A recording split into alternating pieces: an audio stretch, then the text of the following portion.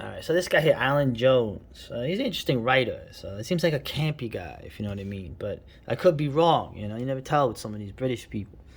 So, uh, his favorite Hammer films. I gotta say that his selection is, pretty much up there for the most part. I have to agree with it. And some of these I haven't seen, but I make sure to see them. The one exception is Betty Davis, the anniversary, because I can't find it anywhere on there. So, I always thought she was an ugly broad. Just saying, but that aside, right, the devil rides out. This film, I seen this as a kid. I just saw it the other day again. Great film. I mean, Christopher Lee should have been the hero a lot more than he was. It was a great hero because he was always a badass hero too. He was always like, even as a hero, he was kind of like, just like Donald Pleasance when he plays like a hero, he's still like a neurotic, crazy hero. So, yeah, The Devil Rides Out was great. Sort of a supernatural action film based on the Dennis Wheatley novel. The way the pacing of it is perfect. It almost seems like it should be a film, like it's part of a series. Like this is like the third episode, right? You got these characters going around. So, note of the woman in it, the woman that plays Tanith. Beautiful, beautiful French actress. She's sort of, to me, I know it seems kind of unconventional, but that's the kind of woman I'm attracted to. I guess she has mixed roots, right? Like me, Germanic and Mediterranean. But that's neither here nor there. Quartermaster in the Pit. I saw this also as a kid on television. I mean, these were bizarre films. Uh, Easily, and it's not a joke to say this. This is probably one of the best science fiction films ever made. Okay, and in terms of a weird tale, this is very Lovecraftian and very science fiction. Of course, Nigel Neal, once again, who's written a lot of stuff that I seem to really like. This film is just everything. The historicism in the film, the idea of racial memories. Okay, when we think of the devil, right, the Teufel.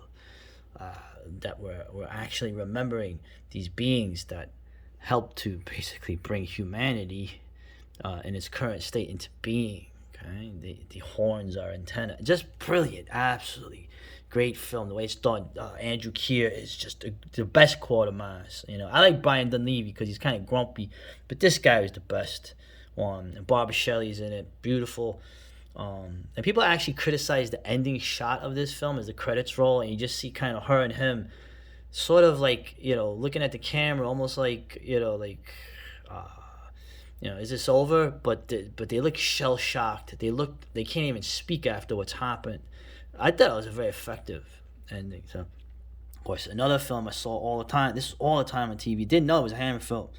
1,000,000 Years BC. Yeah, Raquel Welch, gorgeous in it.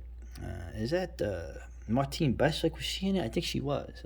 But yeah, I always like the idea too that you got the more primitive cavemen. They're badass than the more refined cavemen. But they come together, right? This guy needs to get revenge for what was done to him. While dinosaurs are everywhere, the Harryhausen stop motion effects brilliant. The soundtrack by that guy Nasciambini, right? The early Music Concrete. Totally early score that was totally made up on tape by this Music Concrete exponent from Italy. Definitely, I don't have a copy of this. I've seen it so many times. I haven't seen it though in probably 30 years. Of course, Dracula, Prince of Darkness. Saw this on Channel 5. Brutal damn movie. Okay. Of course, he doesn't say a word in it, which is weird. But it adds the fact that he doesn't talk. Really puts like almost like it makes him more of a force of evil to me. Once again, Andrew Keir too is great as the priest in it who helps to stop him, and of course Barbara Shelley, probably the best role in the film, but she plays a very proper Victorian woman who's repressed. I'm sure all of the deconstructionists love that scene, but then when she's turned, she becomes very sensual, very bestial, right? And then the way she's dispatched. Even as a kid, I was like, I ran into the kitchen because I didn't want to see them kill her. And man, she goes to her death, kicking and screaming. Holy shit! So very disturbing. I'm sure a lot of papers have been written on that scene. So, and like I said, this I never saw. I'm not quick to see it. Right? Oh, John Saxon was in the movie, but yeah, whatever. I mean, I'm not. I think Spade Davis is ugly, but she could be a good actress. I think. I guess. I don't know. But Hands of the Ripper, man, right? This guy Peter, was that a Hungarian name? Yeah, this is like you watch this, man. Well, you're seeing it right in front of you. So I like this character too. She's what was her name? She had a name. Yeah, what was her name? She actually tries to take the protagonist and sort of like I don't know, seduce her, right? And then gets this in response. Oh. So I've already gone. I mean, These Are the Damned and the Damned. It's great, great movie. Very bleak science fiction film. Apparently it had another title, Hallucination. Right? Oliver Reed, this very beautiful British actress, what is it, Shirley Ann Field. And I rip on the American guy, but he does a good job in it too. So, and of course, what's her name? Vivica Lindfors. I didn't realize the Swedish actress. She was the crazy old lady in the beginning of Creep Show. The one whose father killed the woman, the man she wanted to go with, and she's smoking and drinking. That was her. Very talented actress. But yeah, the damned black leather, kill, kill, kill. With the Teddy Boys. And there's another film I actually never got around to seeing this. I saw it recently. Arkham Reporter had been watching it. Said, "Yeah, man, watch this." Right? So, Hound of the Baskervilles. Once again, another film with Christopher Lee, where he's not a villain. Okay, he's actually a young, kind of like the man who's in trouble and needs Holmes' help. Of course, Peter Cushing. I had never seen this as well. What a great Sherlock Holmes Cushing was. It's funny. A lot of these films don't seem to have Cushing in them, but there's plenty of other films I can bring up on this list. It's just this guy's particular list. I thought I'd go through the films, but Hound of the Baskerville is really, really, really great. Well done. Also, Andre Morel as Watson, just great. And this actress here, the villainess, right? She's gonna get what she deserves at the end as well, which is always nice to see. I just saw this recently too on the internet. Paranoia.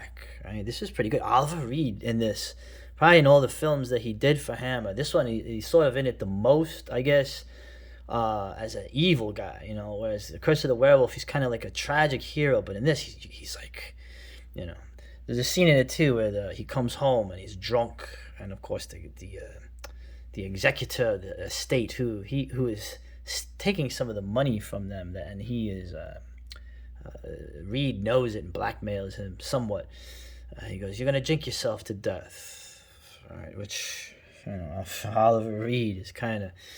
It was kind of seeing that was kind of like a moment of where reality and fantasy met. So, but a really good scene. The film here, this part here with the mask and the killer here. There's some creepy scenes when you see the eyes under the mask. And hint, this is actually not Oliver Reed in it, even though he definitely is a villain. He's not acting alone, so I don't want to give any more spoilers away. So that's a decent film. And of course, Rasputin, the Mad Monk. Just like it's more of a one of their historical films. Cushing. Let's see, Lee is great in this. He's like he's such a bastard. He's such a bastard, but he has he's definitely the Chad, as they say now. So, and look at that cool Japanese a movie poster. The Japanese were really good at sort of making their versions of the posters. Right? So, but yeah, these are the Hammer films. These are some of the best ones, but there's so many others I could go over. Or a lot of '70s stuff.